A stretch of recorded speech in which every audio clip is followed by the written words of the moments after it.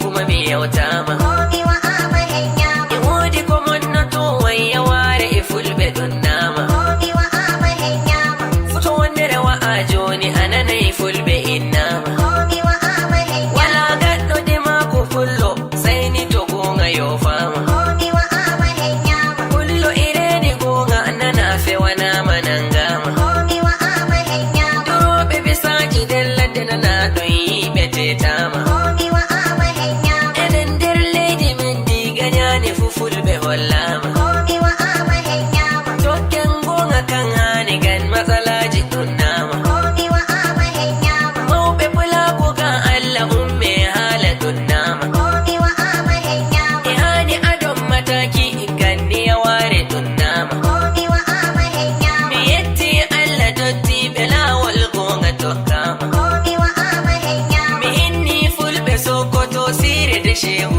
innama Omi wa amahen yama. Fulɓe ɓe leydi kebbi ɗon ma fulfulde andama Omi wa amahen yama. Bandiraɓe ɓe neja imma ɗon ay fulfulde yettama Omi wa amahen yama. Zamfara fulɓe men e ɗon ɗon ma mangu heɓɓama Omi wa amahen yama. Katsina dende diggo ɗon ma gonga renama Omi wa amahen yama. Fulɓe e ɗan kanon dabo tabbas Allah yettama Omi wa amahen yama. Mi yali jahar Kaduna ɗon ma fulɓe hinnama Omi wa amahen yama. Fulɓe e ɗon Abuja lalle mangu heɓɓama Omi wa amahen yama. Mi yali Nasarawa mi hinni fulɓe yewtama Omi wa amahen yama. Mi yauti jahar Filato ton ma fulɓe innama Omi wa amahen yama. Mi yali leydi Bauchi tabbas fulfulde dunnama Omi wa amahen yama. Fulɓe ɓe leydi Gombe ɓe yiyan ay a jabbama Omi wa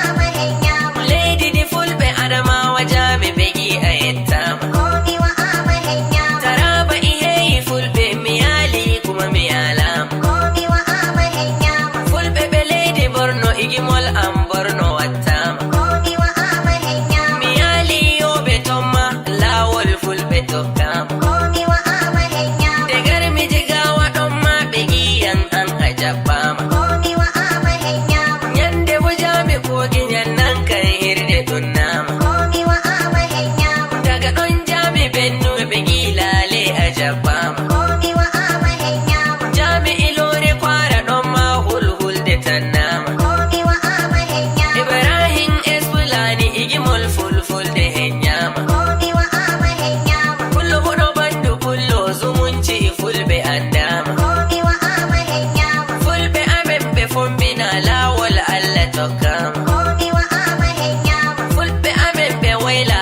ɗon ma Allah yettama Omi wa amahen yama. 0808861267070 364968 Ibrahim Esfulani ne ɗauke da waƙar fulatanci.